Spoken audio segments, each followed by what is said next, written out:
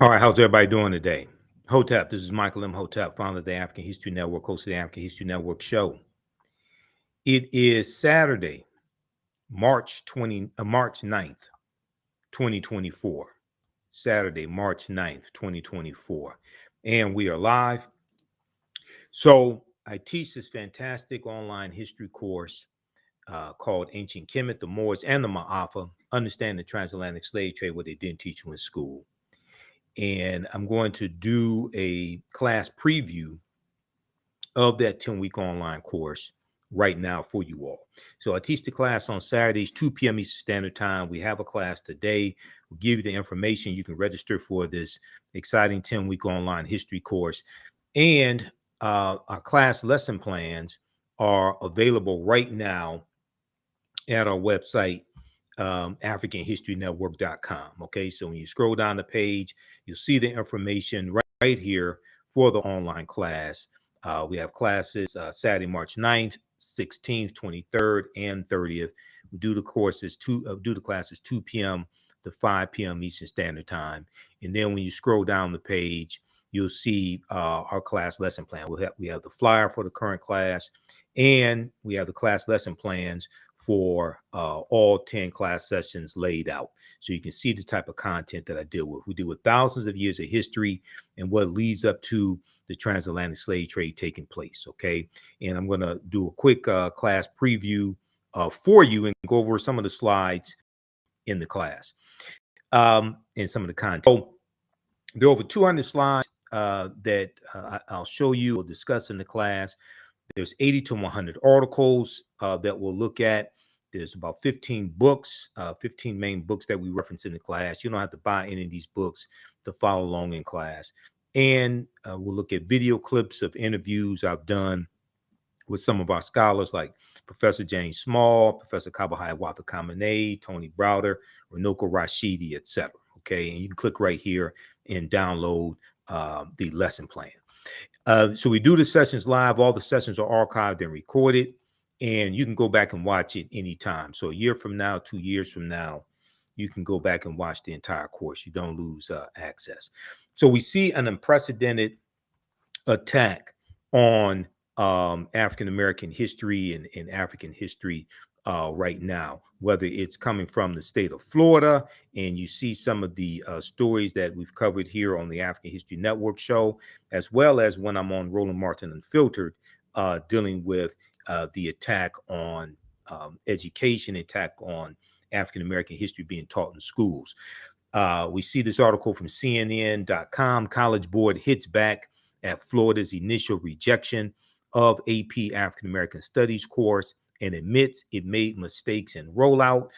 We talk about the attack from Florida with the Advanced Placement African American Studies class and the attacks coming from the Department of Education, Florida Department of Education.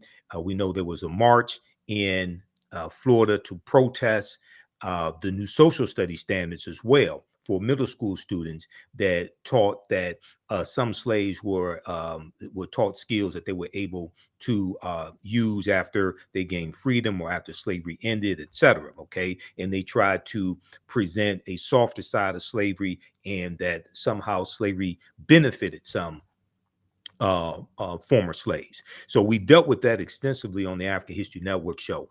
This article here from Axios.com talks about how new rules are limiting how teachers can teach Black History Month. And this deals with the backlash of anti-critical race theory laws.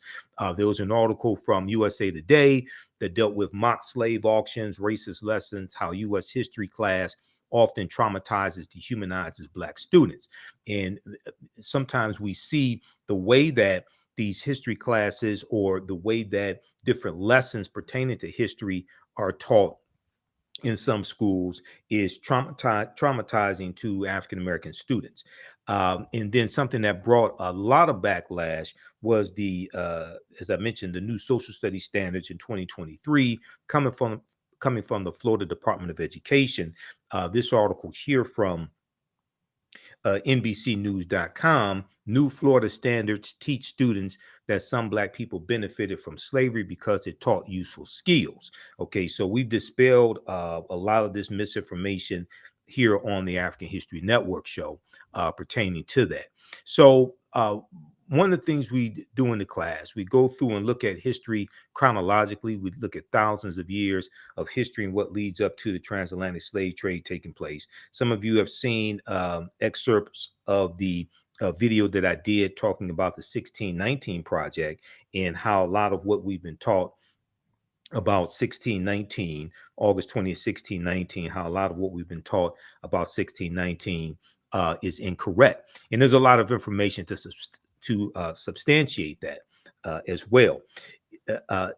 What's left out of the conversation oftentimes is the date 1526, because you had the Spanish taking Africans into the territory we call South Carolina and Georgia to try to set up a settlement. And this was 93 years before August 20th, 1619 in Jamestown, Virginia, even though August 20th, 1619 did happen. And at that time, you didn't have codified slave laws in any of the existing colonies. Okay. And the first of the British, the first of what would be the 13 colonies that has codified slave laws is Massachusetts in 1641.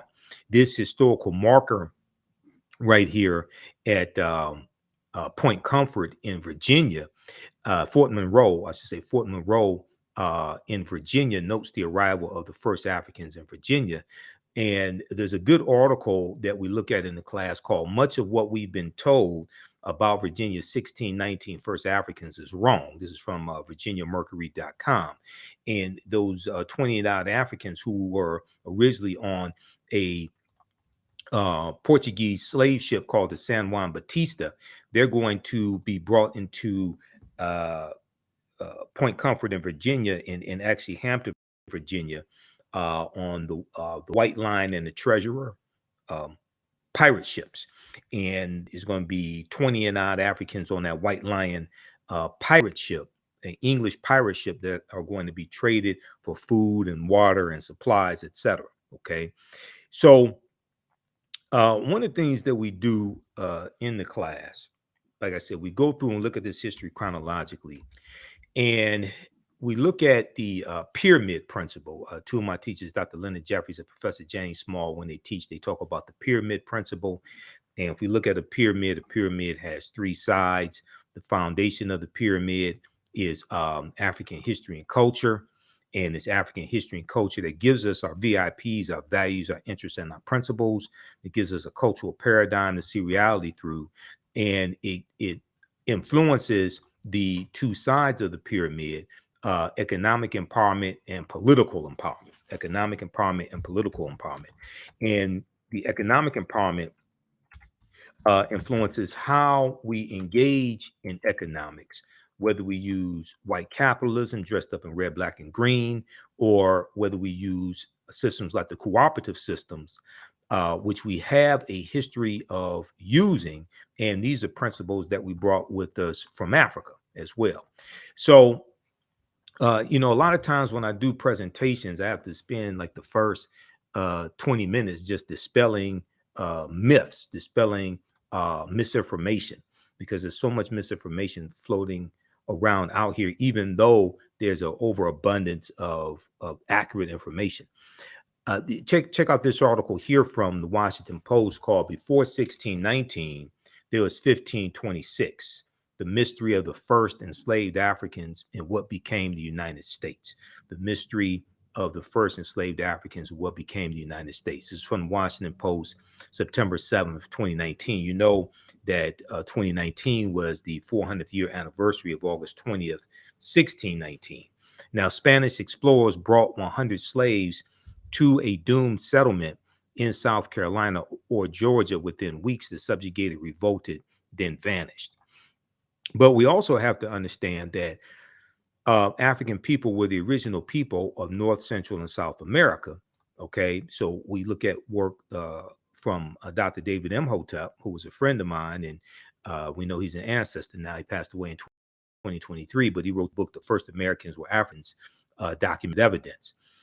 And it deals with the African presence in America dating back at least 51,700 years, who were the Khoisan. The Khoisan have the oldest DNA on the planet. So we can't start looking at our history in slavery. Okay, we have to deal with thousands of years of history that leads up to the transatlantic slave trade taking place. So when I put together the introduction to this class and is laying out the curriculum for this class, because I put together the curriculum, been studying history 32, 33 years now. I said we can't start studying our history in slavery. Even when we study the transatlantic slave trade, which is important to study, we can't start in 1619 or in the 1440s when the Portuguese get involved. We have to understand the history chronologically and deal with the 800-year occupation of Europe by the Africans known as the Moors, who enter into the Iberian Peninsula, today known as Spain and Portugal, from North Africa in 711 AD. So I've been teaching this class on and off since 2007. It has evolved immensely since then, and I'm happy now that I've been able to put the entire class to lay out the course lesson plans ahead of time, and we have that at our website, africanhistorynetwork.com, and you can download and follow along with us in class as we go through each class session. Now, this course not only deals with the transatlantic slave trade, but thousands of years of history that leads up to the transatlantic slave trade taking place. Now, this is extremely important to understand because your level of understanding of politics is directly related to your level of understanding of history.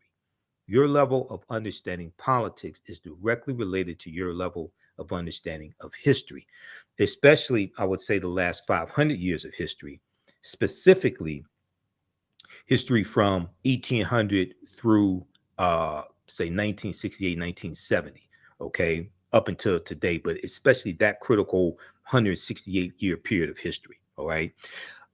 So we deal with that in this course, Ancient Kemet, the Moors, and the Maafa, understanding the transatlantic slave trade. And in the second class that I teach, which is Black resistance movements from the Haitian Revolution, U.S. Civil War, Civil Rights Movement, and Black Power Movement, 1800 to 1968. All right, so you can register for this class. Right now, we teach the class on Saturdays, 2 p.m. Eastern Standard Time. We have a class today, and our next class sessions are Saturday, March 9th, the next one, and we have it here, right here on the homepage of our website. Let's go back to the website. How's everybody doing today? Give us a thumbs up, give us a like, give us a heart on this broadcast. How you like this type of information? We have class sessions coming up Saturday, March 9th, 16th, March 23rd, and March 30th, okay? And it will continue after that as well until this class concludes. And you can click right here on register here to register for this class. It's on sale $80 right now. It's a $130 value. And as soon as you register, you can watch the previous course sessions because they're all on demand, okay? All right, let's continue. Now, these are some of the slides, some of the actual slides from the class. It took a lot of effort to really put this course together, develop it to the point where I really want to get it. Now, August 20th, 2019 marked the 400th year anniversary of the 29 Africans who came into Point Comfort on August 20th, 1619, in what would later be called the colony of Virginia. This year was known as the Year of Return, as many African Americans were and continue to reconnect to Africa and traveling to Ghana and other West African countries. When we discuss the transatlantic slave trade, we have to first understand that African people are the original people of North, Central, and South America and have been in the land we call the United States of America at least 51,700 years. So when I say things like that, or when other, scholars say things like that, other historians, a lot of times people don't know what we're talking about or think we're saying the transatlantic slave trade didn't happen or what have you. No, that's not the case at all. Yes, the transatlantic slave trade happened, but you have to understand thousands of years of history leading up to the transatlantic slave trade taking place, okay? And I realized this, years ago, even before I started teaching this class, I realized we have to deal with this chronology of history. So Dr. David Imhotep, who wrote the book, The First Americans Were Africans, Documented Evidence, on page 14 of his book, he lays out evidence found in Allendale County, South Carolina, by archaeologist Dr. Albert Goodyear in 2004. And Dr. Albert Goodyear and his team, they found 13 different types of evidence that thoroughly document an African presence in the land that we call the United States of America, dating back at least 51,700 years. Okay. They found artifacts, architecture, campsites, carvings, Egyptian writings, footprints in lava, genetic M174D haploid groups dealing with DNA and genetics. They found linguistics, paintings, skulls, skeletons, structures, and tools. Okay, they found 13 different types of evidence that thoroughly document an African presence here. Now, these Africans were the Khoisan. Okay, this is before Europeans come into existence. Well, let me rephrase that. This would be before any European civilizations, and this would be before Native Americans come into existence. We know we have Africans migrating out of Africa into Europe 50, 60,000 years ago, getting trapped in the Worm Ice Age, WRM, the Worm Ice Age. Okay. If we look here at this article from ScienceDaily.com, new evidence puts man in North America 50,000 years ago. New evidence puts man in North America 50,000 years ago. November 18th, 2004 from ScienceDaily.com. A radiocarbon test of carbonized plant remains where artifacts were unearthed last May along the Savannah River in Allendale County by University of South Carolina archaeologists Dr. Albert Goodyear indicate that the sediments containing these artifacts are at least 50,000 years old, meaning that humans inhabited North America long before the last ice age. So these humans that they're talking about were the Khoisan. Okay, so who were the Khoisan, right? These are the short-statured Africans, derisively or pejoratively or negatively, derogatorily called Bushmen or Pygmies, right? Now, an October 2012 genetic study published in Science magazine found that the Khoisan in Southern Africa are the oldest ethnic group of modern humans, with their ancestral line originating about 100,000 years ago, with their ancestral line originating about 100,000 years ago. The Khoisan, formerly called by the derogatory term Bushmen, are genetically unique, and no other currently known population had separated so early from our common modern human ancestor, according to the report. Now, here is a picture of a couple of Khoisan women. And there's numerous articles written about the Khoisan as well. And then we see in the Philippines, for instance, in Asia, in the Philippines, we see the original inhabitants of the Philippines are called Negritos, which are the short-statured Africans as well, okay, which are the Khoisan. So these Africans go all around the world, and they're also in the land that we call the United States of America. Today, we call the United States of America. The Khoisan live in mainly Southern Africa in territories spanning Botswana, Namibia, Angola, Zambia, Zimbabwe, and South Africa. They are largely divided into two groups, hunters and gatherers, known as the Sans people, S-A-N-S, and keepers of the livestock, known as the Khoi people. Sarah Baartman, also known as Hottentot Venus, was Khoisan. Okay, Sarah Baartman, who was dehumanized and paraded around Europe in a freak show. in the early 1800s, and she was portrayed in scantily clad clothing. She had huge buttocks because she had steatopygia. Okay. And it's rumored that it's believed that she also became a prostitute as well. Now, she was sold into slavery. Okay. And she was sexually exploited. And when she died, we know that her genitalia was put on display also. Okay, so this is Sarah Baartman, Dr. J. Baartman, and I made a when in 2023 when the Essence Music Festival took place, and they aired on Hulu. Okay, on Hulu, the streaming service Hulu, they aired the uh, Essence live. Okay, so Friday, Saturday, and Sunday, 7 p.m. to midnight in prime time, they aired the Essence Music Festival live, the performances. So you got to see, Lauryn Hill and the Fugees perform. You got to see, I think Eve performed, but you got to see uh, Trina and Money Long and a number of different artists, right? But Megan Thee Stallion performed that Sunday, okay, Sunday, and it went into early Monday morning. I think she came on something like 1 a.m. All right. So there was some backlash behind her performance as well as Janelle Monáe's performance. Megan Thee Stallion was really over the top.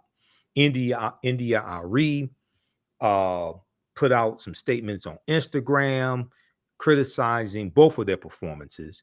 I don't think India Ari's critique went far enough. Mine went way farther than that. You can check out mine on my Facebook page, the African History Network, and my YouTube channel, Michael Imhotep, Imhotep.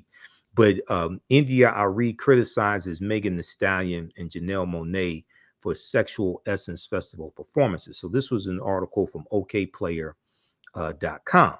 Now, in my critique, and this is the first time we've had these conversations here on the African History Network show, I referenced Dr. Frances Cress Welsing, who I interviewed 3 times on the African History Network show, and she's the author of the ISIS Papers, Keys to the Colors, right? Remember Dr. Welsing, okay? Dr. Welsing said, we're the only people on this entire planet who have been taught to sing and praise our demeanment. I'm a bitch, I'm a hoe, I'm a gangster, I'm a thug, I'm a dog. If you can train people to demean and degrade themselves, you can oppress them forever. You can oppress them forever. You can even program them to kill themselves, and they won't even understand what happened. Okay, so she's absolutely correct. All right, and this is what happens when you have people who've been stripped of their history, culture, language, spiritual systems, folklore, mores, etc. There's a good article on Sarah Baartman here. Let's look at something here. This is from bbc.com. And this is one of the articles we use in the class, because this is 80 to 100 articles that we look at, and I'm constantly adding more information. So this piece here from the BBC is called The Significance of Sarah Baartman. And I actually did a entire video dealing with Sarah Baartman. We did a broadcast dealing with this. The Significance of Sarah Baartman. This is from January 7th, 2016. Okay. So here's a sketch of her, Dr. J. Baartman. She died December 29th, 1815. 2 centuries ago, Sarah Baartman died after years spent in European freak shows. Now, rumors over a possible Hollywood film about Baartman's life has sparked controversy.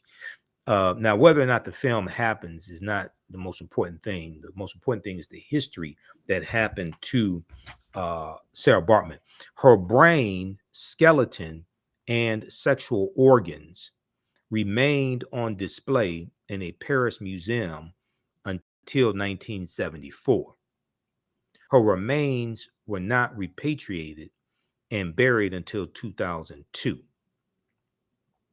Brought to Europe seemingly on false pretenses by a British doctor, stage named the Hottentot Venus, she was paraded around freak shows. And, there's it's, it is ironic that Sarah Baartman was dehumanized in what are called freak shows.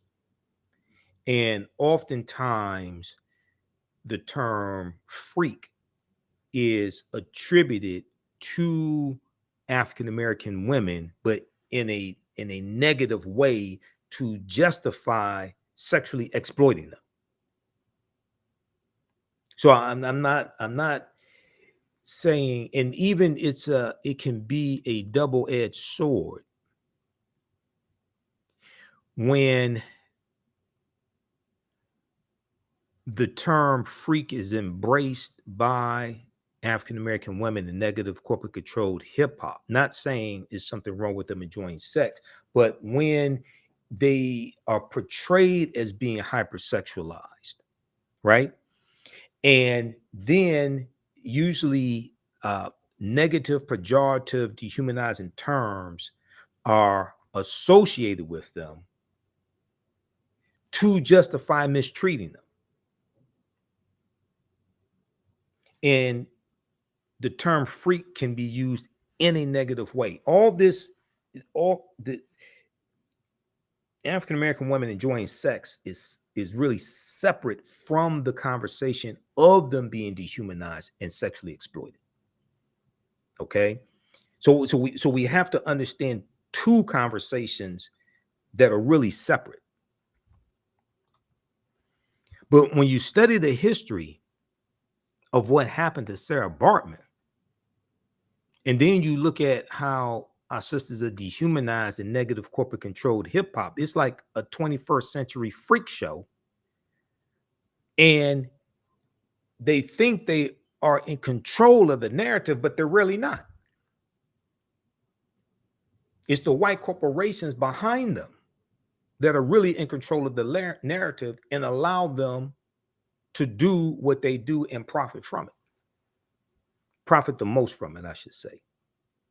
So Sarah Baartman, who was billed as Hottentot Venus, was paraded around quote unquote freak shows in London and Paris, with crowds invited to look at her large buttocks. Today, she is seen by many as the epitome of colonial exploitation and racism, of the ridicule and the commodification of Black people, making money off of our bodies. But here we talk about really the sexual exploitation and sexual commodification of African people, specifically in this case, African women. She's the precursor to Nicki Minaj and Cardi B and Megan Thee Stallion and Sexy Red and Sukihana and Ruby Rose. She's the precursor to this.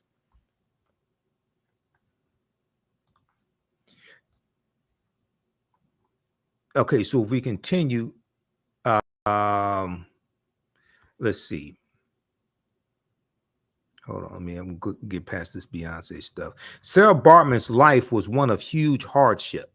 It is thought she was born in South Africa's Eastern Cape in 1789. Her mother died when she was 2 years old, and her father, a cattle driver, died when she was an adolescent. She entered domestic service in Cape Town, South Africa, after a Dutch colonist murdered Sarah Baartman's partner, with whom she had a baby, and the baby died. In October 1810, although illiterate, Sarah Baartman allegedly signed a contract with English ship surgeon William Dunlop, Dunlop, and mixed race entrepreneur Hendrik Caesars, in whose household she worked, saying she would travel to England to take part in shows. The reason was that Sarah Baartman, also known as Sarah or Sartije, had what was called steatopegia, resulting in extremely protuberant buttocks due to a buildup of fat. She had extremely large buttocks as well as thick thighs, okay? And Europeans were fascinated by this, and large breasts, and Europeans were fascinated by this. These made her a cause of fascination when she was exhibited at a venue in London's Piccadilly Circus after her arrival. Quote, you have to remember that at the time, it was highly fashionable and desirable for women to have large bottoms, so lots of people envied what she had naturally without having to accentuate her figure, says Rachel Holmes, author of The Hottentot Venus, The Life and Death of Sartije Baartman. Okay. On stage, she wore skin-tight, flesh-colored clothing. Skin-tight, flesh-colored clothing, as well as beads and feathers, and smoked a pipe. Wealthy customers could pay for private demonstrations in their homes with their guests allowed to touch her. The rest of this, we talk about Sarah Baartman in the class, okay, and then also somewhat in the second class that I teach, because the second class deals with history from 1800 to about 1970. The significance of Sarah Baartman. Now, I think it was last week in class we talked about. It was last week or the week before. We talked about Sarah Baartman in class, and I dealt with something that we talked about on the African History Network show before. And I don't know how many people saw this or remember this, but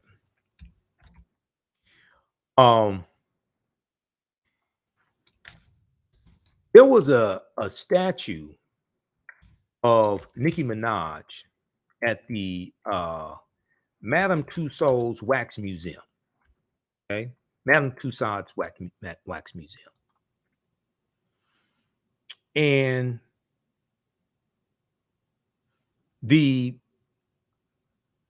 there were a few articles written about this, and one article was written when about the Wax Museum in I think it was in Europe, and then one the Wax Museum in Las Vegas, if I remember correctly, because there are a few different articles written a few years apart on this. The statue shows her bent over, and it is a scene taken from the Anaconda video. The Anaconda video from Nicki Minaj, viewed over 100 million times on YouTube. And I'm going to try to pull this up here, because some of these articles they took down. Madame Tussauds, Las Vegas. Okay, this is some of the articles that were out. They took down, but I was able to still find some of these. Let's see here. But what happened was, some patrons going to see the exhibit were sexually abusing the wax statue. Okay, some of them were sexually abusing the wax statue to the point where they were humping the statue. You had, and I saw pictures of this in different articles that came out at the time, right? They were humping the statue, throwing money at it like she's a stripper. Like, let's see, let's go to some of these pictures here quickly. like this one right here.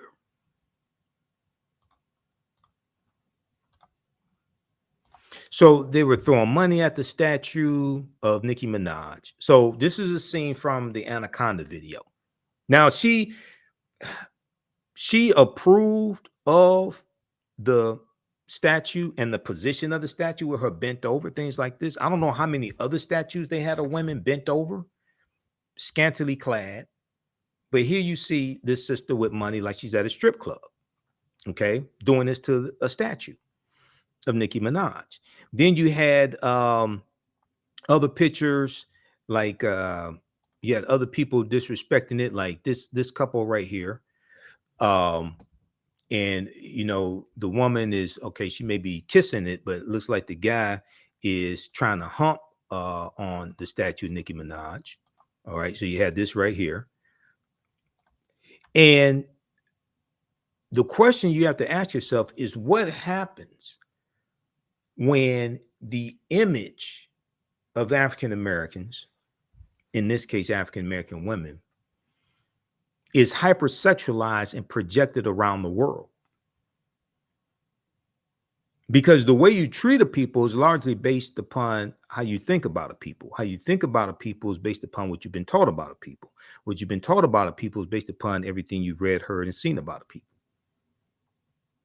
So when you study Sarah J. Baartman, right, and how she was sexually exploited, you see that that's the precursor to the when we talk about a singular person, we see that's the precursor to a lot of what we see today dealing with sexual exploitation of African American women. But now it's even worse because you have negative corporate controlled hip hop.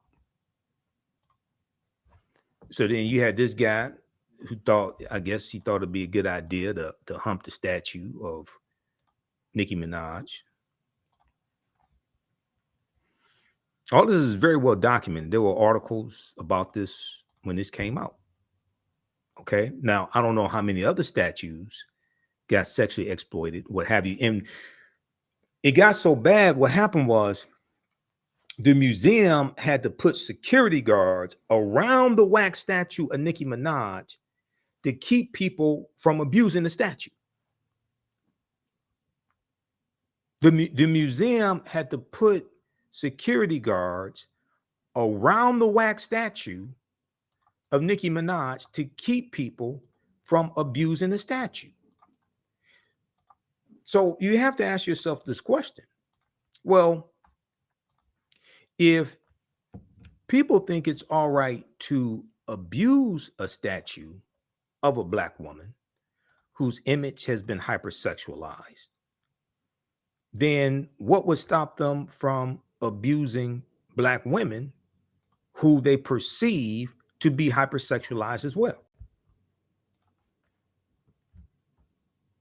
Now, this article here from USA Today, Nicki Minaj's Madame Tussauds wax figure has fans confused.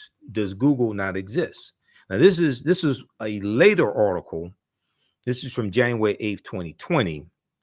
This is about the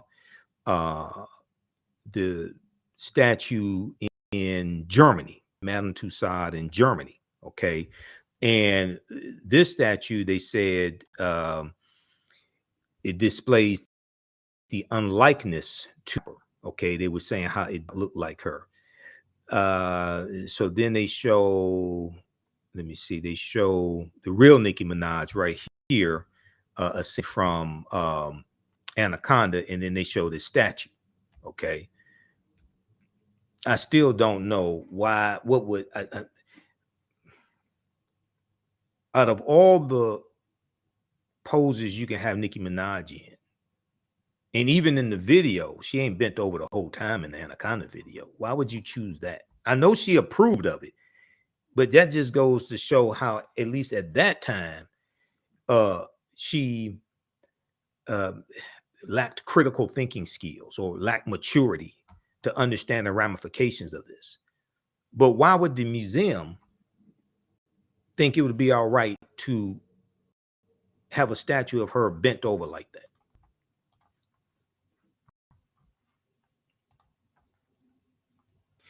Okay, so we take you throughout history. How's everybody doing? Give us a thumbs up, give us a like, give us a heart on this broadcast. Okay. And those just joining us, I'm Michael Imhotep, founder of the African History Network, host of the African History Network show. We're doing a quick overview of this 10-week online course that I teach, where we deal with thousands of years of history and what leads up to the transatlantic slave trade taking place. The name of this class is Ancient Kemet, the Moors, and the Maafa, Understanding the Transatlantic Slave Trade.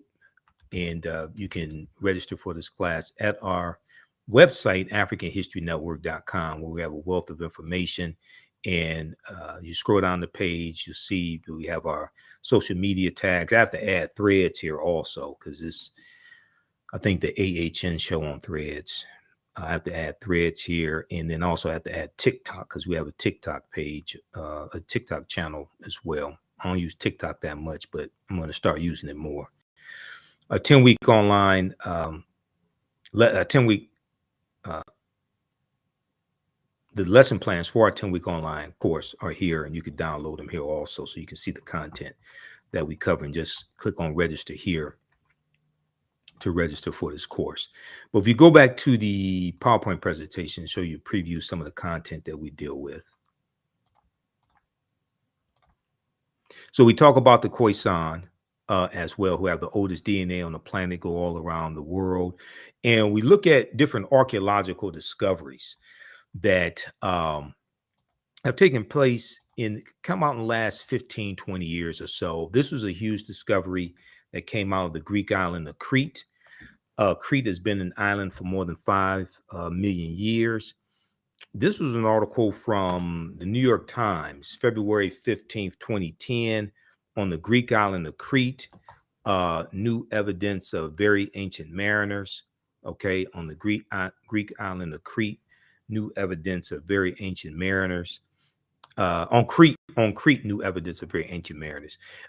Stone tools found on the Greek island of Crete over the course of 2 summers. Archaeologists say are at least 130,000 years old, which is considered strong evidence for the earliest known seafaring in the Mediterranean, and calls for rethinking the maritime capabilities of pre-human cultures. Okay. And they say that this is causing them to have to rethink everything. And it really seems that this pushes the history of Mediterranean voyaging back more than 100,000 years, specialists in Stone Age archaeology say. So we know at least 130,000 years of our history has been stolen. Okay. We look at the lost Egyptian city known as Tanis Heraklion, which was lost about 1,200 years ago, is built around 8th century BC. It was swallowed up into the sea about 1,200 years ago. And in 2013, archaeologist Frank Gaudillo and his team released their findings, and they found 64 ships buried at the bottom of the sea off of Egypt's beneath the surface of Egypt's Bay of Abu Qir. They found 64 ships, 16-foot tall statues, 700 anchors, countless gold coins, and smaller artifacts. But they found statues like this, okay, and statues like this here. So before this discovery of the physical remains, Tanis Heraklion existed only on paper. Okay, Tanis Heraklion existed only on paper.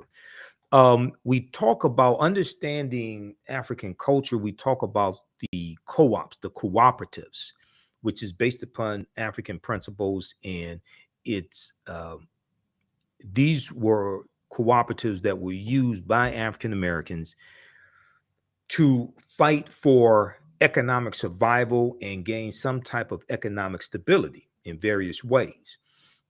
Dr. Jessica Gordon Nimhard wrote the book Collective Courage, and she's one of the foremost authorities when it comes to the cooperatives. I interviewed her back in, I think it was 2014 on the African History Network show. Okay. And I read a lot of her book. I read articles where she's cited, where she's interviewed. This is her book right here. So this is one of the books we reference in the class. Collective Courage, A History of African American Cooperative Economic Thought and Practice, okay, by Dr. Jessica Gordon Nimhard. And it documents our deep, rich history of the cooperatives, okay, of cooperative economics and the co-ops. And the name of this article that I cited here is Stop Saying Black People Don't Support Each Other Economically. Now, this is from news1.com, June 30th, 2014. Dr. Jessica Gordon Nimhard said the Black cooperative movement has always been parallel to the Black liberation and civil rights movements. We've mostly heard about the political side of the movement, but you can't name a major Black political leader that did not point to cooperatives as a pathway to freedom. Okay. And, you know, we look at the Free African Society. Okay, 1787, Philadelphia, Richard Allen, Absalom Jones. This was a mutual aid society. There was a good article from the Associated Press, Mutual Aid Networks Find Roots in Communities of Color, which talks about how cooperatives were making a resurgence during COVID-19. Okay, the nonprofit organization Town Hall Project created Mutual Aid Hub to track all the various collective efforts when the coronavirus began its rapid global spread in March 2020. Back then, it counted only 50 mutual aid groups, but by May 2020, the number grew to more than 800 in 48 states, driven by what the hub's lead organizer, Shivani Desai, called a, quote, grassroots explosion of organizing, end quote. While these informal networks have sprouted up in response to the pandemic, mutual aid organizers and scholars say they have existed long before then. Few are aware of their deep roots in communities of color, where such networks have been built for centuries. Where such networks have been built for centuries. Quote, the concept of cooperating and pooling resources within a community is rooted in communities of color, end quote, said Margot Dalal, D-A-L-A-L, executive director of Detroit Community Wealth Fund and an Indian American woman. Dr. Jessica Gordon Nimhard, author of Collective Courage, said Black mutual aid societies date back to the 1700s. Free Black Americans pooled resources to buy farms and land, care for widows and children, and bury their dead. Many started credit unions when banks would not serve them. Sociologist and civil rights leader Dr. W.B. Du Bois wrote about enslaved African Americans pooling money to buy each other's freedom. Okay, wrote about enslaved African Americans pooling money to buy each other's freedom. So we have that in our history. Okay, and these are concepts that we brought with us from Africa. The whole cooperative concept. The African Union Society in Rhode Island was established in 1780 as the first Black mutual aid society on record, Dr. Jessica Gordon Nimhard said. The second was the Free African Society, which was founded in 1787 to provide aid to freed slaves who were denied resources by white institutions. One of the most famous examples of mutual aid are the Black Panther survival programs from the late 1960s, through which members distributed shoes, transported elders to grocery stores, offered breakfast programs, and more. In many major cities, more than half of the African American population were part of at least one mutual aid society by the 1800s. Well over half of the societies Dr. Jessica Gordon Nimhard has researched were started and ran by Black women who continue to be vital in mutual aid networks. Dr. Nimhard said she believes mutual aid is part of the history of all communities, but especially of communities of color that face obstacles accessing resources. Okay, so check out this article. abcnews.com had a version of the story, but it was originally from the Associated Press, apnews.com. Uh, Mutual aid and co-ops are a way for groups that have faced discrimination to have some level of economic stability. Part of my work is to remind African Americans that mutual aid is part of their history too, Dr. Jessica Gordon Nimhart said.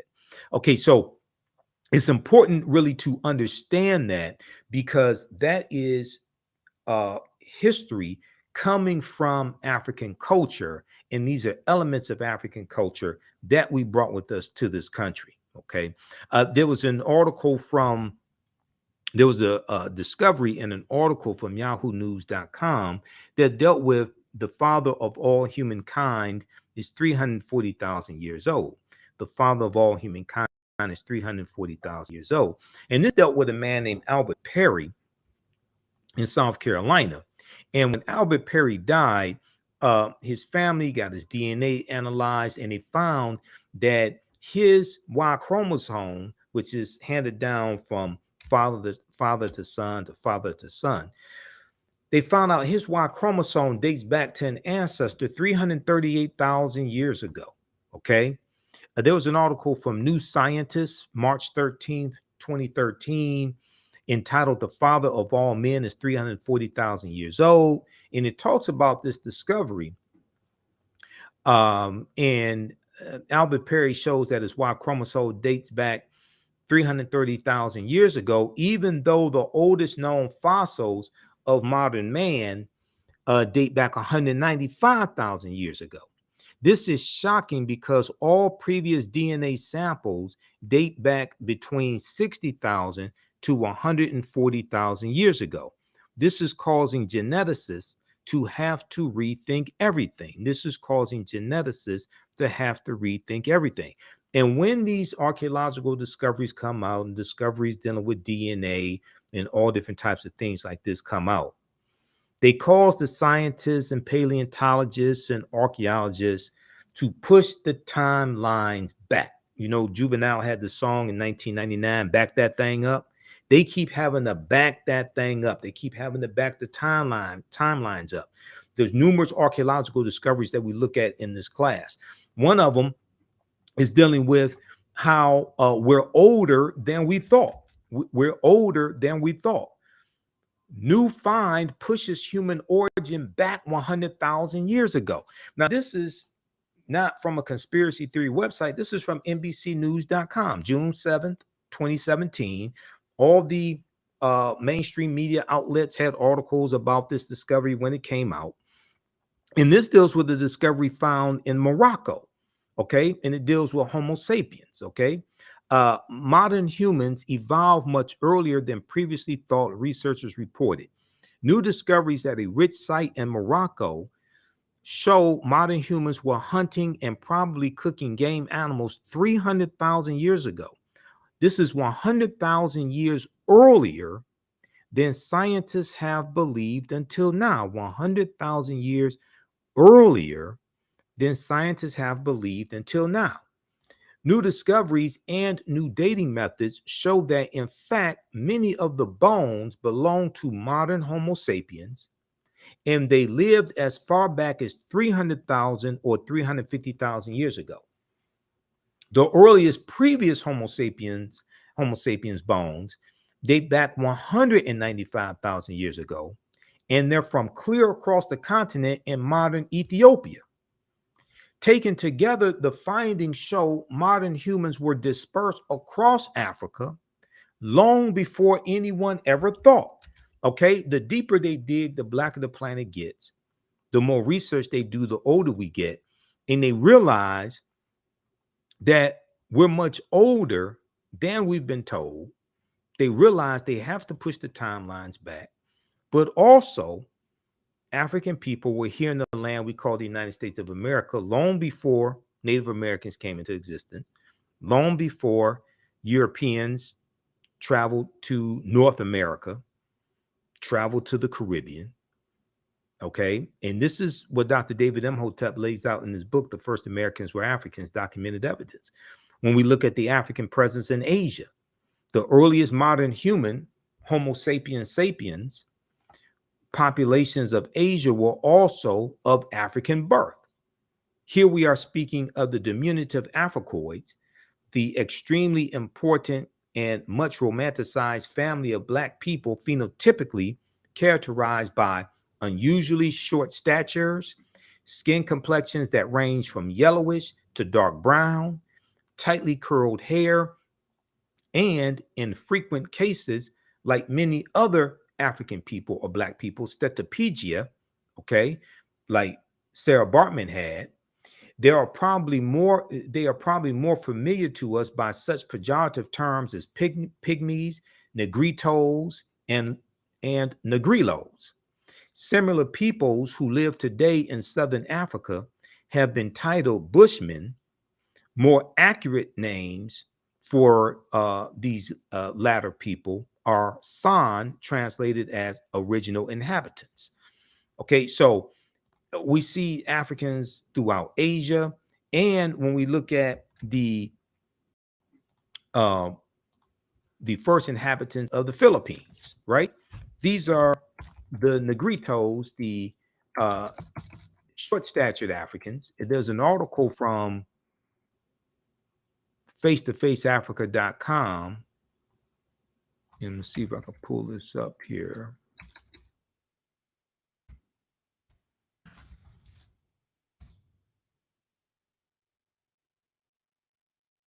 I think this is the right one.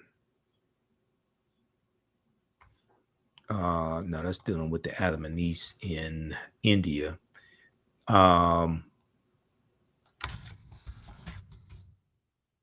See what the name of that one, dealing with the Philippines. Oh, yeah, these native Africans, I think this is it right here. These native Africans were the original inhabitants of the Philippines. So this is from face-to-faceafrica.com.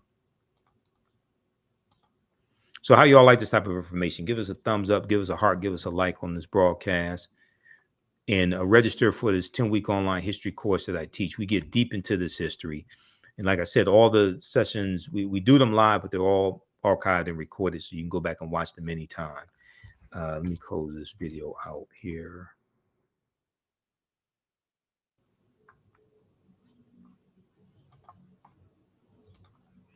Okay, these native Africans were the original inhabitants. These native Africans were the original inhabitants of the Philippines. Now, this is from October 26, 2018, this article, face-to-faceafrica.com. The Aeta, A-E-T-A, or Acta, A-G-T-A people are the indigenous black-skinned people who inhabit the remote and mountainous regions of Luzon, L-U-Z-O-N, Luzon, Philippines. The Aeta are under the bracket of Austronesians, groups in Southeast Asia and East Africa that speak languages belonging to the Austronesian language family. Austronesians also reside in South Africa, Suriname, Mauritius, and some portions of the Andaman, okay, the Andaman Islands, like the Sentinelese. The Eta are also considered to be Negritos, name given to them by Spanish conquerors. They have dark brown to extremely dark brown skin, kinky and curly hair, which ranges in dark brown to blonde, small noses, dark brown eyes, and possess short height. Okay, so read the rest of this article here, but they show you some of the Negritos. They show you some of the Eta. Okay, and these are descendants of African people. These native Africans were the original inhabitants of the Philippines.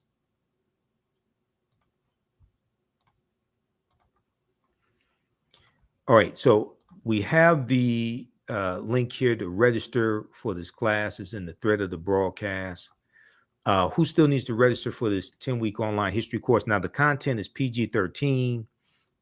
You can use this information with your children also. It's engaging. We show video clips. We have book references. I'll show you the book references on the screen also. It's not over, the class is not overly graphic. I don't do a lot of cursing or anything like that. Okay, so it's not that type of class. Okay, so we post information there. Now, here's an excerpt of an interview that I did with Tony Browder. And this deals with the purpose of the pyramids and why the pyramids were built. Okay, and we explore this in the class also. Let's look at this. And pyramid is a Greek word. Okay, contrary to popular belief, pyramid is a Greek word.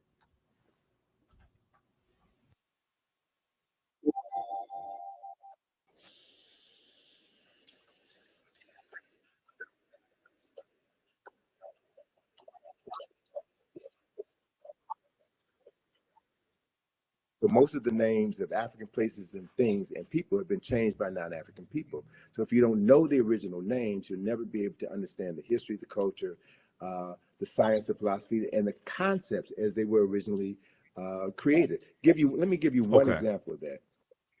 Pyramid is a Greek word, which means little flat cake, like a pancake.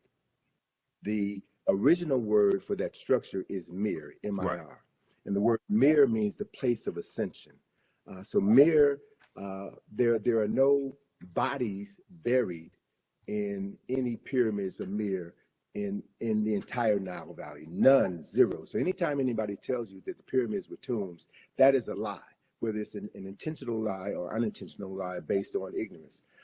Mir were always built over tombs. The tombs were underground. So the word mir means the place of ascension. The place of ascension. And the purpose of a mir was to facilitate the ascension of the soul buried underneath it into heaven, where that soul would be reborn. And they were very specific about where in heaven a soul would go to be reborn. So the first text which documented this journey of the soul into the afterlife was carved in the burial chamber of a tomb known as the Pyramid of Unas, right? So it's in his burial chamber where you find the oldest written religious documents in the world were inscribed on the walls of this particular tomb. That talks about the soul, that talks about the process for the salvation of the soul, that talks about the judgment of the soul, and the place where souls go to be reborn. So the framework for Western religions can be found in the Nile Valley. So it's important to reclaim the names. It's important to understand chronology and history. So in that context, yes, Alexander of Macedonia conquered Kemet in 332 BC, and the word Egypt derived from the name Ha-Ka-Ptah, which is the temple of the spirit of Ptah in the city of Mennefer, which was later renamed Memphis by the Greeks. And so that word Ha-Ka-Ptah became Egyptus, which was Latinized and became Egypt. Yes. That's how that word devolved, not evolved, it devolved because it lost its essence through the evolution of the word. And so once Alexander conquered Kemet, and he became so enamored by the 3,000 years of historical knowledge that he had inherited by virtue of conquest. And so he no longer referred to himself as Alexander, son of Philip of Macedonia. He called himself Alexander, son of Aman, son of Amen, the unseen presence of God Almighty, which is a upper Nile Valley concept, right? And so the Greek rulers then descended from Alexander's line. And Cleopatra is the last of these Greek rulers. So Cleopatra, for all intents and purposes, Cleopatra was not African. She was not Kemetic in the literal sense of the word. And so my thing is, don't get caught up in Cleopatra. There are other personalities of more historical and cultural significance who we should be focusing our attention on. So I would bypass Cleopatra discussion and focus on Queen T, who was one of the baddest queens in human Right. history. She was one of the most powerful rulers on earth. She was the wife of Amenhotep III, and their statue in the Egyptian Museum in Cairo is the largest statue in that building. And anyone who looks upon that statue could see the nationality or the race, if you will, of who these two African people were. And it's very clear that we understand the chronology. Queen T was the wife of Amenhotep Right. III. The son was Amenhotep IV, who changed his name to Akhenaten. And Akhenaten's son was the person that we call King Right. Tut. So if you understand the history, understand the chronology, you can focus your attention on subject matters that are more worthy of discussion than Cleopatra. Not to dismiss her summarily, but Cleopatra is about as significant as Meghan Markle. I'm just saying. Right. Context is everything. Right. Context is everything. Right. So look at, and there, thank you for that image of Queen T. Now, that's a very small image of Queen T. And what I would also suggest those of your listeners who live in New York, go to the Metropolitan Museum, the Met Museum, and you'll see an image of Queen T in the Met Museum. But that image of Queen T has half of her face destroyed. And there was an article that was written in the 1970s that was an attack against African-centered scholars. And Asa Hilliard brought this knowledge to our attention. The people from the New York Times had interviewed him as part of this same debate that folk are having right now about Cleopatra and African history. And Asa Hilliard showed this image of Queen T. And this image of Queen T, I love it so much because it reminds me so much of my dear friend, Dr. Francis Cress Wellison, with the afro, the stern look, and a woman who was clearly in control of herself and her destiny. So Asa referenced that face of Queen T in the Metropolitan Museum with half the face knocked off. So they had an opportunity, the New York Times had an opportunity to tell the truth, but they chose not to. Right. And so these are the games that we're playing with, and we have to, be very careful about who we get our information from. We should read everything, but read everything with a critical eye so that you can discern when someone is being deceptive.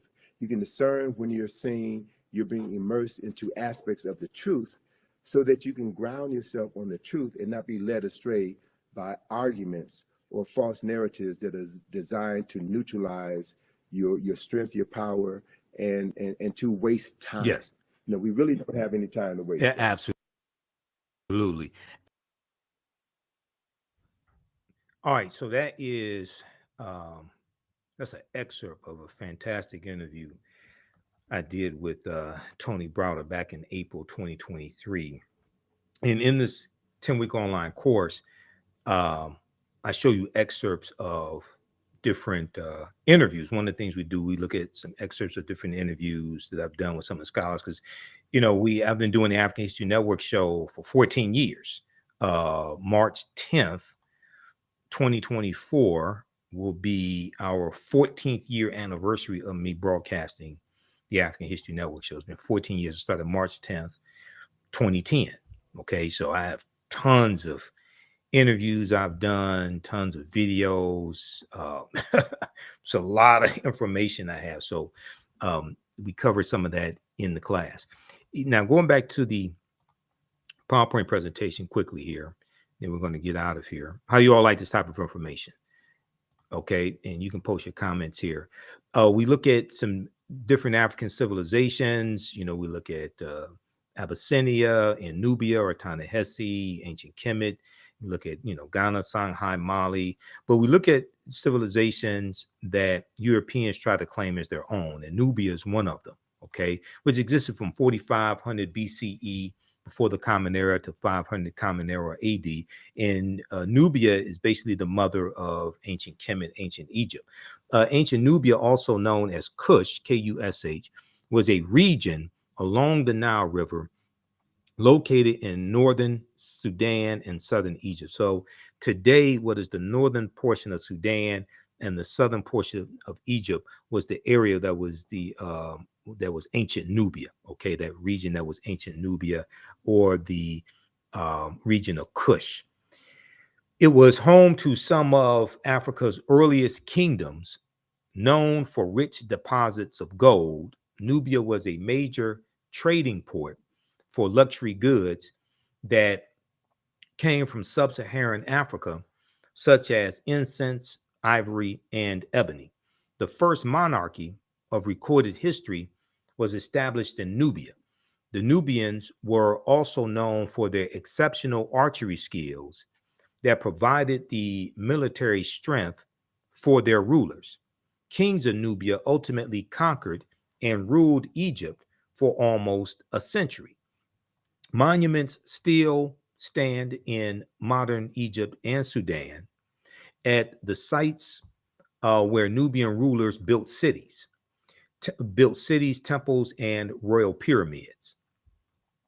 In the 1800s, the Western world's interest in Nubia was awakened by the rediscovery of the ancient empire's monuments, which were reported almost simultaneously by individual British, French, and American explorers. Okay, so in the 1800s, you're going to see Europeans try to claim Nubia as a European civilization.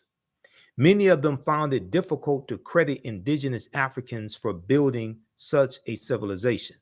During the 1840s, German Egyptologist Carl Richard Lepsius asserted confidently that the Greek term Ethiopian, when referring to the ancient civilized people of Kush, did not apply to quote unquote Negroes, quote unquote Negroes, but was used to describe reddish skinned people closely related to the Egyptians who quote unquote belong to the Caucasian race. Okay, a reddish skinned people closely related to the Egyptians who quote belong to the Caucasian race, end quote. Because when Napoleon conquers Egypt in 1798, he's taking scholars in and they're studying Egypt, and then they are going to claim, and then 1798 going to the 1800s, they're going to claim that Egypt, these were Caucasians. Okay, they may say they're brown skinned Caucasians or something like that, but they come up with these theories to try to say that no, it wasn't Black Africans, it wasn't Negroes that did all this, it wasn't Negroes that built the pyramids. No, these were Caucasians. They may be brown skinned Caucasians, but they're still Caucasians. And then they do the same thing with Nubia and say that the Nubians were reddish skinned people closely related to the Egyptians, but the Egyptians belong to the Caucasian race. Anything to say that these were not Black Africans. Now, in 1852, when the American diplomat Bayard Taylor visited Sudan and gazed upon the temple carvings of gods and rulers with clearly African features, he also found it inconceivable that they could have been created by Black-skinned Africans. Rather, he asserted, echoing Richard Lepsius, they must have been created by Egyptians or immigrants from India or Arabia, or an offshoot of the white race. AtlantaBlackStar.com has a fascinating article, 5 Ancient African Empires Besides Egypt that Europeans and Arabs tried to claim as their own. And we see this throughout history, and a lot of this history gets twisted around in the 1800s, right? So there's a good video. It's on TikTok and YouTube, things like this. This is of a European scientist who is confronted with the fact that this ancient Egyptian pharaoh, or Nasubiti, this pharaoh, and this one is Nubian, that this person was Black African. Okay, now it is true that the racial classifications of quote unquote Black did not exist in antiquity in ancient times. And we talked about this when we dealt with Queen Cleopatra VII and the documentary African Queens from Jada Pinkett Smith. Okay, these are the racial classifications that we use today developed over the 16th the it developed over basically the 1600s, 1700s, and 1800s. Okay, they didn't exist in antiquity. Check this out.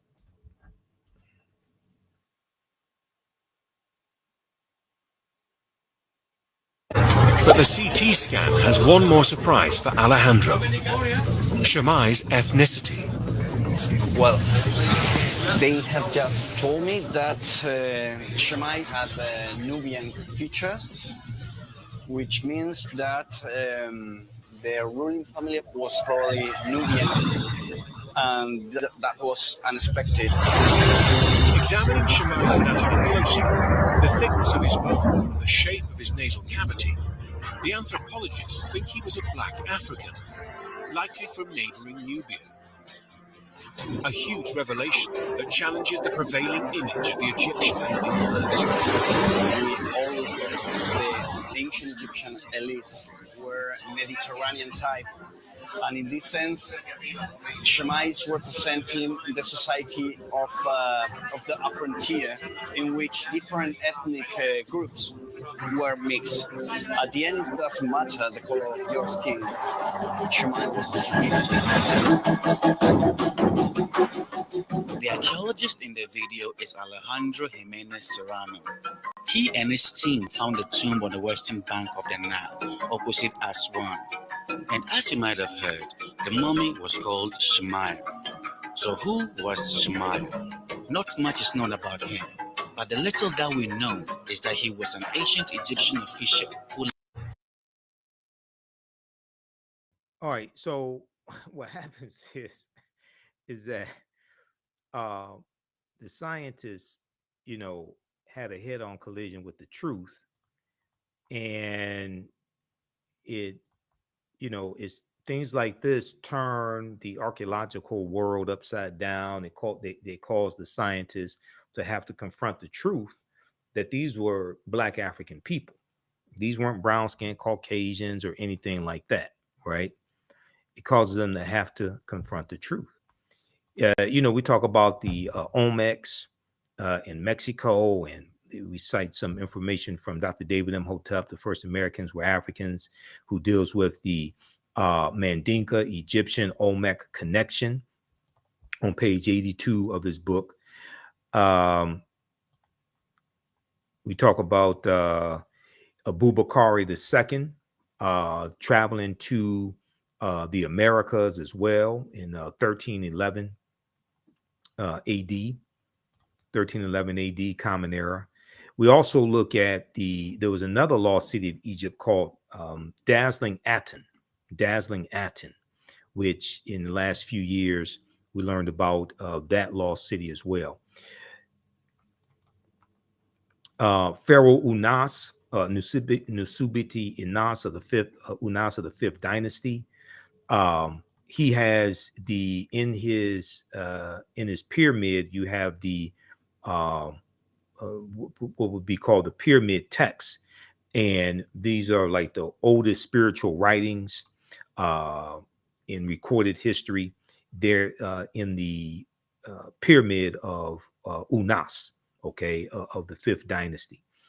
He lived 2375 to 2345 BCE. So we take you throughout history, and one of the books we use Nile Valley Contributions to Civilization by Tony Browder. We use this book here, and you just saw an excerpt of an interview I've done with Browder, and I've interviewed Browder throughout the years. Fantastic book. Okay, Nile Valley Contributions to Civilization, but also Egypt on the Potomac. Okay, from Browder as well. And Egypt on the Potomac deals with how the layout of Washington, D.C. is based upon ancient African principles. Okay, and somebody commented here, awesome class. Thank you for helping us sort through the lies and reclaim our identity. All right, so if you like to, now this is just a preview of the class. The class I teach at our online school. This is just a preview of the class. So I'm going to come back to this here in just a minute. But register for this 10-week online history course. Go to our website, AfricanHistoryNetwork.com, AfricanHistoryNetwork.com. Okay, there's a 10-week online history course called Ancient Kemet, the Moors, and the Maafa, Understanding the Transatlantic Slave Trade, what they didn't teach you in school. I teach the class on Saturdays, 2 p.m. to 5 p.m. Eastern Standard Time. Our next classes are Saturday, March 9th, Saturday, March 16th, March 23rd, and March 30th. Okay, and then we have a few more classes after that. The class is on sale, $80, regularly $130. We do the sessions live. All the sessions are archived and recorded. You can go back and watch this anytime. So even after the course is over with, you can go back and watch the entire class, okay? And we instead of 10 sessions, we're going to do at least 11, possibly 12. The course outline, the lesson plans for all 10 classes or 10 plus classes are laid out here. And I'll go through and update it periodically because we add a few additional subjects. But we take you through our history. We deal with thousands of years of history and what leads up to the transatlantic slave trade taking place. So we deal with archaeological discovery that have come out in the last 10, 20. So we deal with Egypt on the Potomac and how the layout of Washington, D.C. is based upon ancient African principles coming out of ancient Kemet, ancient Egypt. Kemet, one of the original names for Egypt, meaning land of the blacks. We look at the African origins of Star Wars and the Assyrian drama. There's an excerpt of an interview that I did with Professor Kaba Hiawatha Kamene, where we look at this information. We look at the Hannibal Barca and the Punic Wars, okay? And especially the Battle of Cannae, 216 BC. We look at Hannibal crossing the Alps, crossing the Pyrenees, 219 BC, but the Battle of Cannae, 216 BC. The Battle of Zama, 202 BC, where Hannibal Barca is defeated by Publius Cornelius Scipio. And Publius Cornelius Scipio takes the surname Africanus after he defeats Hannibal Barca at the Battle of Zama in 202 BC. Africa is not named after a Roman general. The Roman general took the surname Africanus after he defeated Hannibal Barca. And we know that Africanus is Latin, meaning belonging to Africa. It's Latin meaning belonging to Africa. We look at the 800-year occupation of the Europes of the Africans known as the Moors, who take the teachings from the Nile Valley region of Africa into Europe. And this is going to bring Europe out of the Dark Ages. Okay, and we see the rise of Spanish conquest. We look at Christopher Columbus, and Columbus is essential to the expansion of the transatlantic slave trade and the exploitation of indigenous people and the exploitation of African people also. Okay, so we go through and look at this history chronologically. We also look at the fake Willie Lynch letter 1712. Willie Lynch never historically existed. I wish we would just throw the Willie Lynch letter in the garbage can where it belongs. It's ahistorical. There are words in the Willie Lynch letter that didn't even exist in the early 1700s. Okay, the sentence structure, the syntax is not what they is not coming from England. That's a 20th century sentence structure, and their words from the 20th century, from the industrial and the automotive industry, things like that, that are in that letter. That was written about 1970 by Dr. Kwabena Ashanti, who's come out and admitted he wrote the Willie Lynch letter, and is Professor Manu Ampim, who I'll be interviewing later this month, who exposed Dr. Kwabena Ashanti as the author of the Willie Lynch letter. It's a fraud. Dr. Kwabena Ashanti meant well, but I think it's done more harm than good. Okay, so you can register for that course at our website, AfricanHistoryNetwork.com. All right, let's continue here. And I posted the information here in the thread of the broadcast as well. You can also email us through the website if you have any questions. Right here where it says contact the African History Network, you can email us through the website right there. You can email us also, okay? And if you want to support us through PayPal or Cash App, let's see, we have a preview of the class here, and we have information for the African History Network show. Sundays, 9 p.m. to 11 p.m. Eastern Standard Time. Broadcast on my social media platforms. And we have our audio podcast on iHeartRadio, iTunes, Castbox, FM Player, TuneIn. It's about 9 different audio podcast platforms. Okay. And you can support us also through PayPal and Cash App right here. $ the AHN show through Cash App, $ the AHN app. Click on the link here. Takes you to our Cash App QR code. And I had to create this graphic because some people set up fake African History Network Cash App accounts. So these other ones out here are fake ones. Our tag is $ the AHN show, SHOW. And it may show my picture when you go to it also. But we have, click here on the link. We have the actual QR code. And this is our, you can support us through PayPal also, paypal.me/the AHN show. All right, let's go back to the slideshow very quickly here. And then we're going to have to get out of here. But the layout of Washington, D.C. is based upon the layout of ancient Kemet, ancient Egypt. And we know when we look at the Tekken is a ancient African symbol that deals with the resurrection of the African king Asar. We talk about Asar, Aset, and Heru, the first Holy Trinity, who the Greeks called Osiris, Isis, and Horus. And it deals with the mythology of Asar, cut up into 14 pieces by his brother Set. And it was his wife who found 13 of the pieces, put them back together. And it just deals with, it took her 70 days to do this. And this is why the mummification process takes 70 days. But the last piece, the phallus, was eaten in one version of the story by the Nile catfish. So she erected a Tekken, which the Greeks call an obelisk, which deals with the resurrection of Asar. But you have Tekkenu plural, that have been taken from Kemet, from Egypt, to other places in the world, like London, England, Paris, France, and New York City. There's a good article from face-to-faceafrica.com called Cleopatra's Needle, how 3 ancient Egyptian obelisks ended up in New York City, London, and Paris. And an excerpt from the article says ancient Egyptians called obelisks Tekkenu, and they were also used to tell the time in the past. Their pinnacles were basically covered in gold to reflect the sunlight. Historians say that obelisks represented immortality and eternity, and their long structure helped connect the heavens and the earth. Currently, Cleopatra's Needle is the name given to 3 ancient Egyptian obelisks, one in New York City, one in London, England, and one in Paris, France. However, they do not all come from one Egyptian site. Okay, the obelisks in New York and London are carved out of red granite from the quarries of Aswan, a major source of stone for Egyptian antiquities. The 2 obelisks were commissioned by Pharaoh Nesubiti Thutmose III for the Temple of the Sun in Heliopolis near modern-day Cairo, with each weighing about 224 tons and standing 68 feet tall.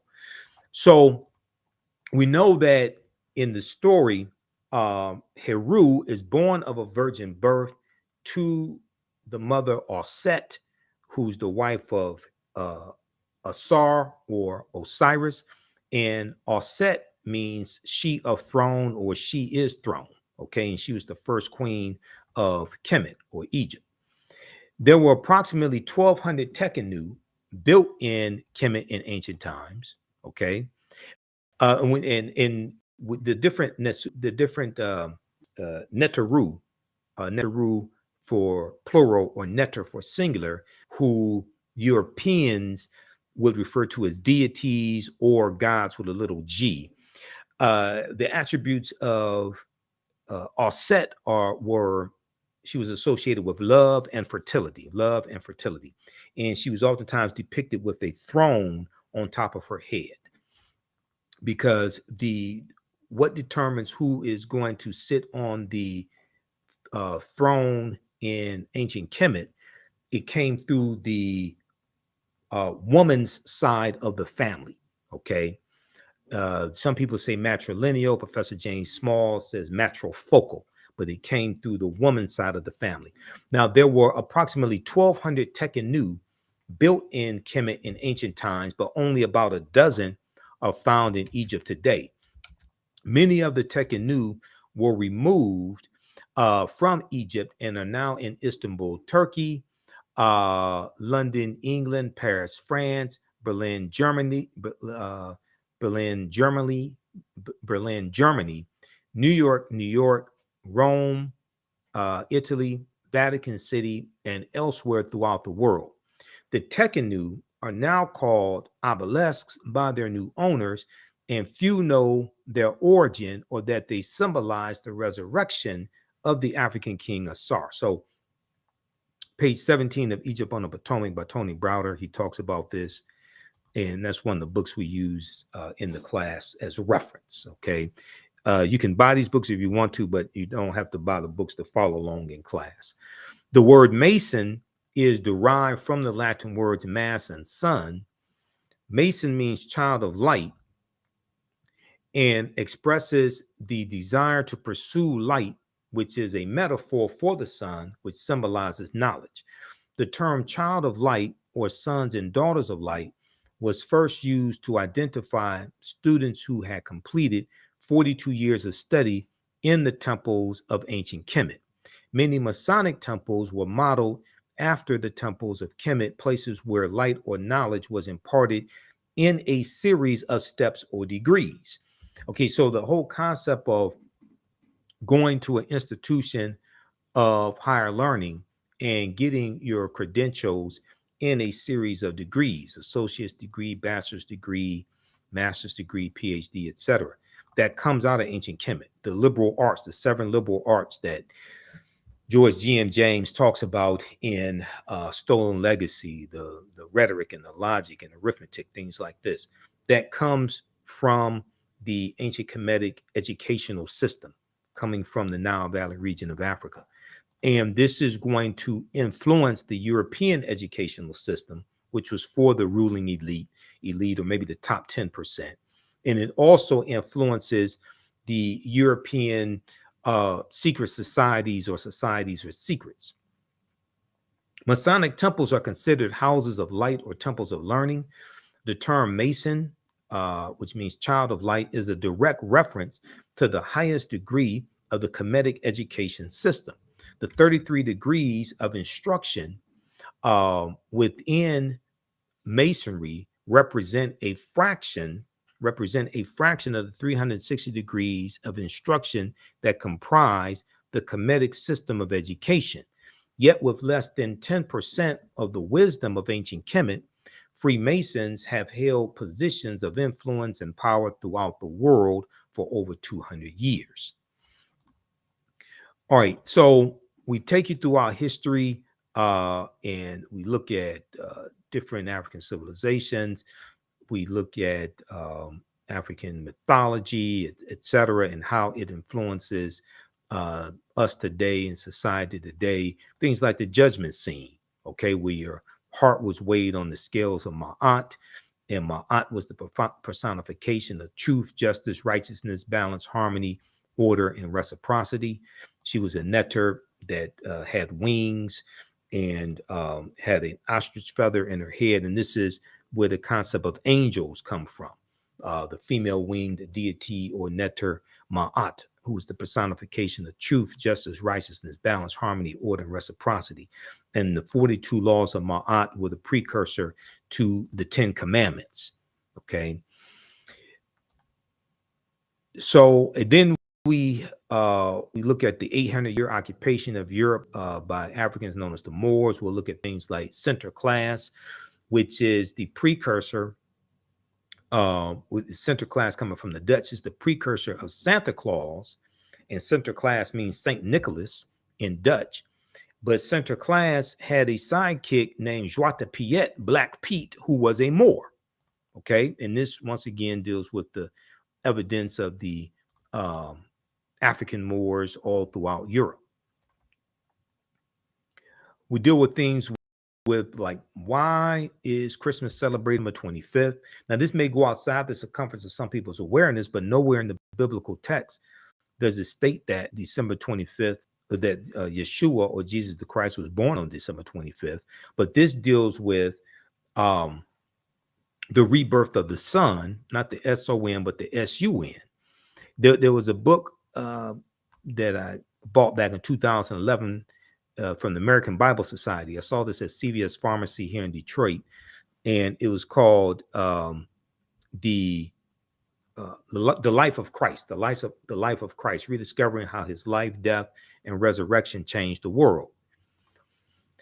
And on page 55, they asked the question, why December 25th? Why December 25th? And it says, in Christianity's early years, people debated when Jesus' birthday should be celebrated. Some Christians were against observing it at all, as they did not want Yeshua or Jesus compared to Pharaoh and Herod, whose birthdays were commemorated. But in the 4th century AD, Common Era, Pope Julius I made it official Christ's birth would be celebrated on December 25th. Now, December 25th was also considered the birthday of the Son, the S-U-N, okay, the Son of God, the S-U-N. Using the technology available at the time, ancient astronomers observed that on December 25th, the days started getting longer again. They recognized the date as the winter solstice, which occurs on December 20th or December 21st. Usually it could be December 22nd, early in the morning on December 22nd. The winter solstice is when the sun moves into its lowest point in its 365 and 1/4 day journey. It moves into its lowest point. It moves into the constellation of Capricorn, and on the winter solstice, so you have December 20th, December 21st. Then the sun is said to stand still or be dead for 3 days, December 22nd, 23rd, 24th. On December 25th, the sun moves 1 degree northward, and you have an increase in the amount of sunlight each day starting on December 25th. So in ancient times, December 25th was known as the birthday of the Son of God, not the S-O-N, but the S-U-N, or the rebirth of the Son.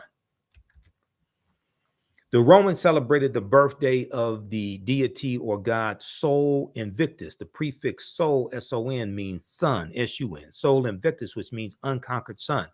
They celebrated the birthday of the deity Sol Invictus, unconquered sun, on December 25th, or what would be the equivalent to December 25th on that calendar at the time. This is before the Gregorian calendar was introduced about 1582 by Pope Gregory XIII. The day was also recognized as the birthday of Mithra, the sun deity of the ancient Persians, and also as the birthday of Attis, an agricultural god worshipped in Asia Minor. By choosing December 25th, the church avoided upsetting the masses. No one wanted their festival canceled, so the church simply combined the new Christian holiday with pagan traditions. So this is why you have to understand the history behind these celebrations we've been taught to celebrate, and the pre-Christian origins of Christmas. We find it in the celebration of Yule, which was a Scandinavian celebration amongst the Nordic people, or the Norse, which took place from December 21st through the end of January. We find it in the German festival honoring the deity Odin, O-D-N. Now, Odin, Odin, that's the father of Thor and Loki, okay? And we see Odin and Thor and Loki in the Marvel Comics movies, the Marvel Universe movies, and the Avengers, things of this nature. This was a midwinter holiday honoring Odin, And Wednesday was originally known as Woden's Day or Odin's Day. Wednesday has its origins dealing with coming from Nordic mythology. Okay. And Thursday was Thor's Day, coming from Nordic mythology, Scandinavian mythology. Saturnalia, the Roman festival of Saturnalia, in honor of the Roman deity of agriculture. The festival of Saturnalia was celebrated December 17th through December 25th. And the festival of Mithra, the ancient Persian deity in Asia Minor of Mithra, was celebrated December 25th through January the 1st. Okay. And the birthday of Mithra was also celebrated by the Roman elite. So all this history is connected together. Okay. And like I said, and also, we look at the movie Black Panther, because African culture and spiritual systems and mythologies all throughout the film Black Panther. Okay. There are 11 different African cultures that we see represented in the film Black Panther. Ruth Carter studied African cultures for 6 months, and she really did her thing. She deserved an Oscar for Black Panther. But the Panther deity Bast comes from the Neter, or the ancient Kemetic or Egyptian deity Bast, who at one point was depicted with a woman's body and the head of a cat. Okay. Ancient Egyptian goddess worshipped in the form of a lioness and later a cat. Bast or Bastet was the Neter of warfare in Lower Kemet, worshipped as early as the Second Dynasty around 2890 BCE. So we definitely look at analyze Black Panther, and the language spoken in the film Black Panther is isiXhosa, which is a Bantu language. Okay, just like Kiswahili is a Bantu language. And I had that slide. I saw that slide here somewhere dealing with the language spoken in the film. Yeah, and what is Bantu? Okay, Bantu is a group of 500 African languages that we see spoken from southern Cameroon eastward to Kenya and southward to the southernmost tip of the continent, going into South Africa. So isiXhosa. So Miriam Makeba, she spoke isiXhosa. Okay, the South African singer Miriam Makeba, she spoke isiXhosa. So when she was on the Cosby Show, she was teaching the children Xhosa words. Okay, and she had in the Xhosa language, they have the click sounds in the Xhosa language. We also deal with the fact in the class that Jesse Jackson did not create the term African American. We know the term African American goes back to the earliest recorded usage is 1782 in Philadelphia, Pennsylvania. But in the Ballad of the Bullet, April 3rd, 1964, Malcolm X used the term African Americans. Okay, this is recorded also in the book Malcolm X Speaks. They have the transcript of the speech. He uses the term African Americans. So this is more nonsense, more mythology, more just outright distortion of history that we need to stop spreading. Reverend Jesse Jackson reintroduced the term African American. He did not create the term African American. Okay, so we go through and look at Carthage and Hannibal Barca, the Battle of Cannae, as I said. Christopher Columbus is extremely important to understand, because Columbus, we see the expansion of the transatlantic slave trade under Christopher Columbus and where he goes. And we know that he set sail August 3rd, 1492. Later in the same year, that the Moors lose control of their last stronghold, Granada, January 2nd, 1492. Okay. So all of that is related. And Columbus never comes to the land we call the United States of America. The closest he comes here is Cuba, which is about 90 miles away. He's in the Caribbean. He's in Central America, South America. He never comes to the land that we call the United States of America. We also discuss Queen Cleopatra VII, coming from Jada Pinkett Smith's documentary African Queens, as well as Queen Nzinga, in Nzinga fighting against the Portuguese. Okay, because all that's important to understand. In these documentaries from Jada Pinkett Smith that are on Netflix have brought a lot of this history into the mainstream and into the conversation, and they've worked to educate a lot of people also. Now, here is a excerpt of an interview dealing with the Woman King that I did with one of my teachers, Professor James Small. And here we talk about the Arab enslavement of African people that began in 652 AD after they conquered Egypt in 642 AD. And we deal with what happened to the Black ancient Egyptians.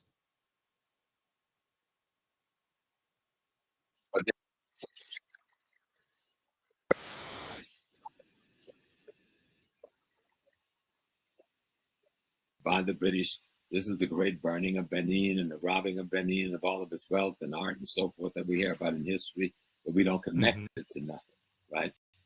But there's a greater Yoruba war going on between the people. And these boundaries called Nigeria, they're not there then, okay? Right. They're greater boundaries. People have other kinds of kingdom designs. And there's conflicts between some of these kingdoms, mostly around trade, okay? But you got something else happening at the same time. As the Muslim wars of genocide and ethnic cleansing has taken place in the Nile Valley with the Mamluk Turks and the Seljuk Turks, and then finally the Ottoman Turks by the 9th century and the end of the 9th century, beginning of the 10th century, they're pushing millions of people out of the Nile Valley into West Africa.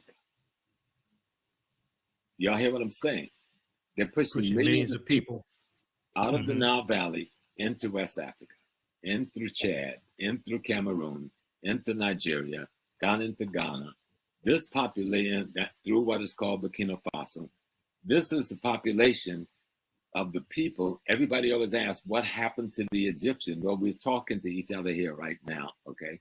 Because a great number of those refugees, millions of refugees scattered to the south and to the west because of the Turkish and the Arab ethnic cleansing that goes on for hundreds of years leading up to the 1400s, are caught as the vulnerable population in what becomes known as the transatlantic slave trade. And I know a lot of us don't go there with that piece, but you've got to understand, who are these people? Absolutely. That's why I said you have to understand the chronology of history. And if you've seen any of my presentations in the past, you've seen any of my lectures, things like that, Africans are pushed south. They're pushed, when we look at the Nile Valley, they're pushed to the south, but also pushed into Central Africa and West Africa. The Dogon, for instance, of Mali and Burkina Faso, the Dogon come from ancient Kemet, ancient Egypt, that Nile Valley region. The Yoruba, okay, of Nigeria come from ancient Kemet. So there's a relationship between West Africa and the Nile Valley region of Africa, especially ancient Egypt. This is why I took exception when a few years ago, Dr. Henry Louis Gates Jr.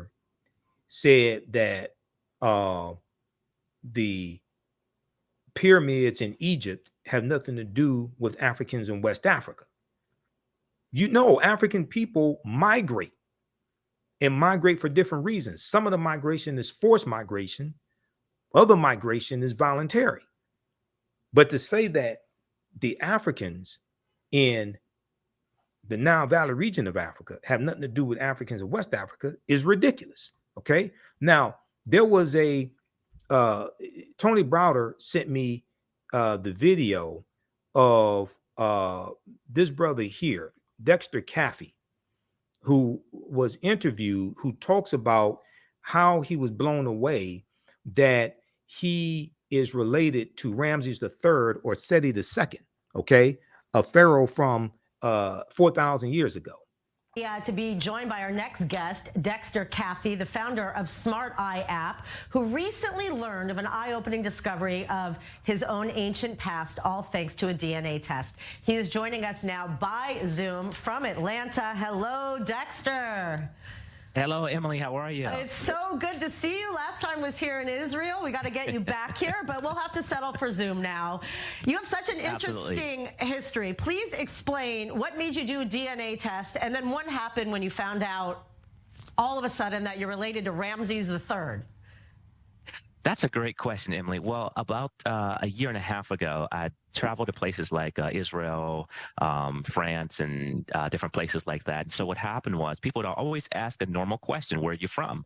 And I would say the States, United States. And the people that I saw in France would say, no, where are you really from? And I said, the States. That's all I know. And so that question stuck with me for a long time. And I just said, where am I actually from? I mean, I know I'm American, but where my DNA is from? And so I said, well, let me take my DNA test. It was a 23andMe DNA test. And I took the test, and I was shocked when I saw the results. It came back, and it showed that I was actually a direct descendant of the Pharaoh Ramses III. And I knew nothing of the pharaohs. Didn't know much about Egypt, but everything you hear about, Bible stories and things like that. So for me, it was a huge shock, and that's how I found out about it. Wow. So obviously you took it deeper and deeper. You saw all of these synchronicities in looking at images of the pharaoh, how much you and even your brother look like them. And your own company has like an eye logo that looks like the Eye of Horus, unconnected to any of this. So what did this open up for you in terms of your own knowledge and learning about this? I remember I was actually laying in my bed on Christmas Day, 2021, and I was going through my 23andMe DNA test, and that's when I saw that I was connected to the Pharaoh Ramses III. And again, I knew nothing of this situation. And so I looked up a sculpture of the Pharaoh Ramses III, and when I saw the sculpture, I literally screamed.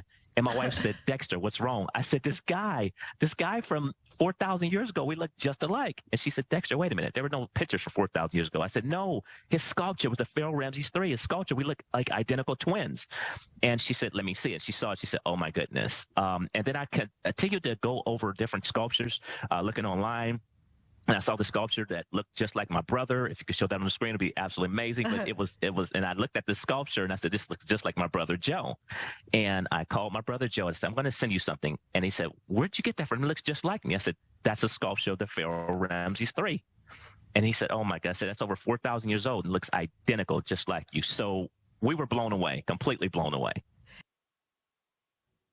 All right.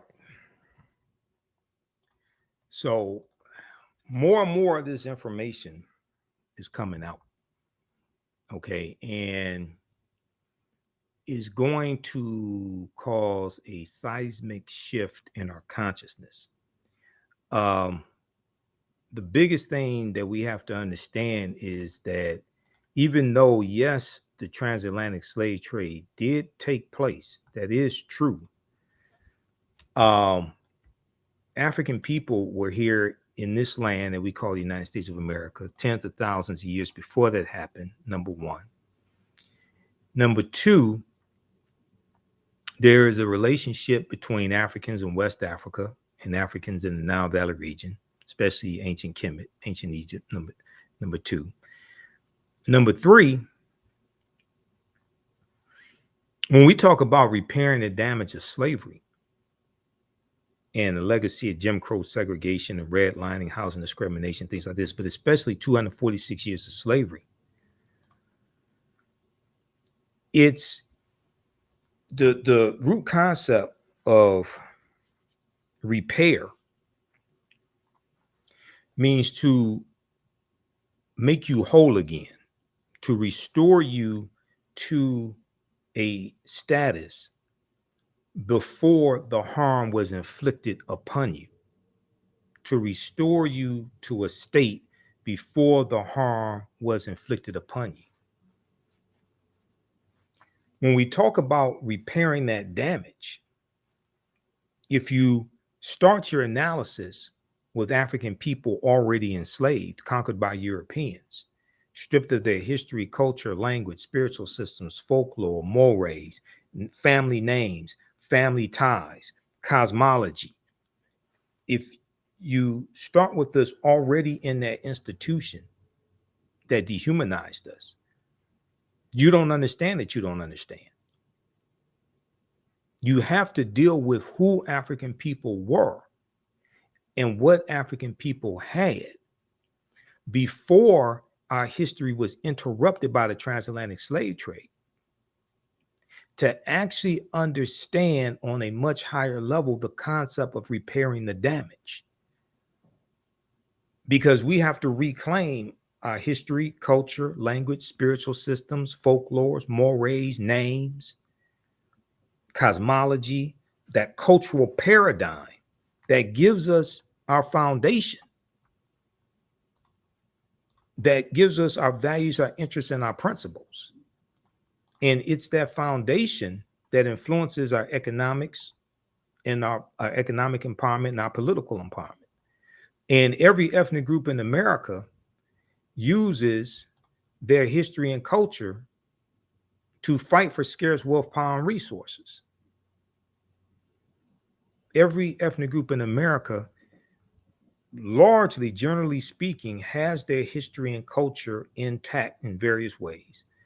And they use it to fight for scarce wealth, power, and resources. Ours has largely been taken away from us. There are elements of it, but as a recognizable system, as a recognizable culture, has largely been taken away from us. Case in point, most of us still hold the last names of our former slave masters. And this influences the two sides of the pyramids, the economic empowerment and political empowerment. If the foundation is not in place, it doesn't matter how much money you have. You're not going to know what to do with it, and you're going to give it right back. This is why 97% of $1.6 trillion, 97% is spent with people that don't look like us, spent with non-African American people. And this is why I explain to people who just talk about reparations in the form of money and not understanding the history of the laws and policies put in place that have inflicted harm upon African Americans in this country, and don't realize that you have to correct those laws and policies that continue to inflict the harm and maldistribute wealth, power, and resources. Because once you spend the money, those laws and policies are still in place, inflicting harm. The disparities when it comes to health, infant mortality, the fact that our homes are valued at $48,000 less than comparable white homes. So that's $156 billion in lost wealth that African Americans have when it comes to home ownership. The study from the Brookings Institute a few years ago shows that. If we all got $1 million today, white people will have it all back by this time next week. And the only thing you would have done is stimulated their economy. Cash payments can be part of a comprehensive repairing of the damage. But cash payments by no means can be the only form of repairing that damage. Absolutely. You have not properly assessed the damage that was done. All right, so that's going to do it for us today.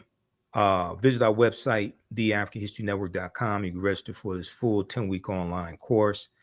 We teach this on Saturdays, normally Saturdays, 2 p.m., 5 p.m. Eastern Standard Time. I had a couple presentations that I had to do on Saturdays, like the 2 previous Saturdays. So we moved the class to Sunday.